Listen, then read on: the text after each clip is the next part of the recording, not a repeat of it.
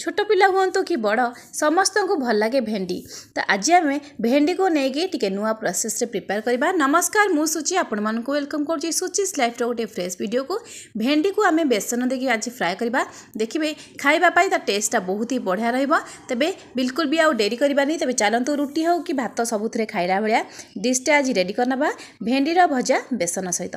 सेति पई आम एठी नै चंदे किछि भेंडी देखि परथबे। मु एठी भेंडी सब कोन भेंडी नैची सब भेंडी को पछाड़ भांगी जाने जेटा कौन कि बुढ़ा अच्छी। तेज सब भेंडी गुड़ी को नहीं ना आम ये ता सहित आमको दरकार पियाज आउ टमाटो जी क्वांटिटी पियाज ने से क्वांटिटी देदेमा ये टमाटो। प्रथम आम भेंडी को टिके भल भाव में धोई ना काटिबा पूर्व काटि सारापर जब भेंडीटा को धोइबे पूरा नाल हो काटिबा पूर्व आम भेंडी को भल भाव में ये घसिकी 2-3 थर धोई ना ये जिते फ्रेश भेंडी ने खायापी से अधिका भल लगे। सबू भेंडी को मुझे भल भाव में धोईकी रेडी कर भेंडी धोइबा मोर एटी कंप्लीट होईची। एबे आमे भेंडी को काटी नबा।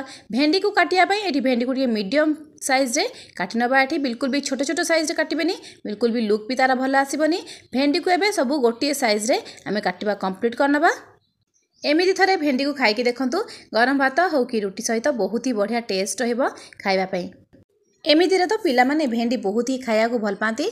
सेमानक एमती थे बनईकी दिंतु देखिए बहुत ही भल लगे। भेंडी मोर ये सब काटिबा कंप्लीट हो गला। एबे मु नहीं आछि 2टा टमाटो को भी ये आम काटि नबा। टमाटो काटला बेले देखिए बिल्कुल भी छोट छोट साइज करी काटबेनी जेहेतु आम भेंडी को मीडियम साइज रखते। टमाटो को भी सेमती स्क्वायर साइज करके काटि नबा। टमाटोटा भेंडी रे देले ना ता टेस्टा बहुत ही बढ़िया आसे भेंडीर। एबे हमर टमाटो भी काटिबा कंप्लीट हो। एबे मु नहीं आछि जति टमाटो नहीं सेति नहीं आछि पियाज। आ पियाज को भी मु समान साइज रे काटने भी टमाटो भरी बिल्कुल भी छोट छोट करी काटिबानी। एटी स्क्वायर साइज करके काटनबा। पियाज को एमिति काटिले ता लुकटा बहुत ही बढ़िया आसीबो।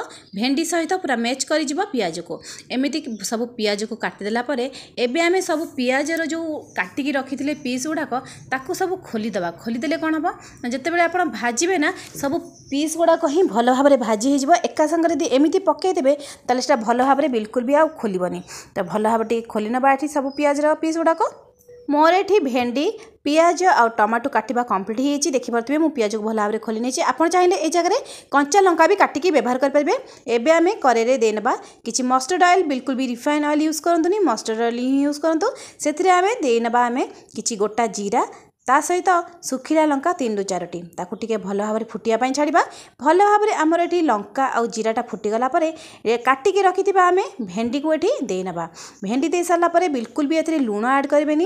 यदि सांगे सांगे एथिरे लुण ऐड करदेबे ताले भेंडीटा आम टिके लाड़ुआ हो जिबा सहित भेंडी गुड़ा सब भांगी जिवो। तेणु भेंडी को न भांगिया पई आ टेस्टटा भल भाव में डबल करिया पई आमे एठी गोटे जिंस यूज करनबा। सेटा हला 1 स्पून कि 1.5 स्पून आमे देनबा। एठी बेसन को बेसन दे देले कोन हबना भेंडी रे जो पानी अंशटा बाहर सांगे सांगे बेसन ताको ऑब्जर्व करनबा।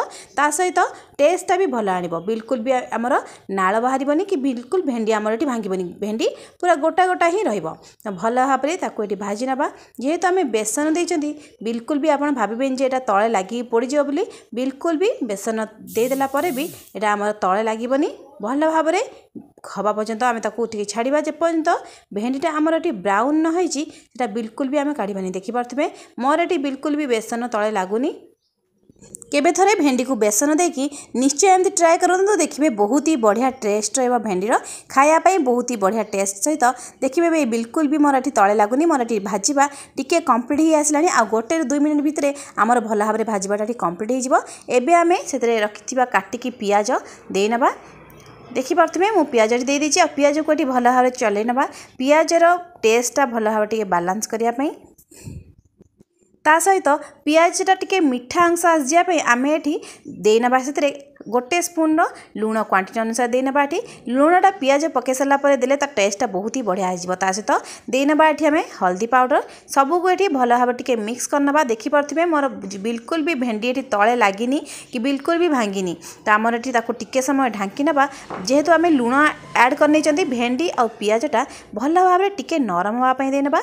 देखि पार्थिबे भेंडी आ पियाज मोर एठी नरम हो गलानी।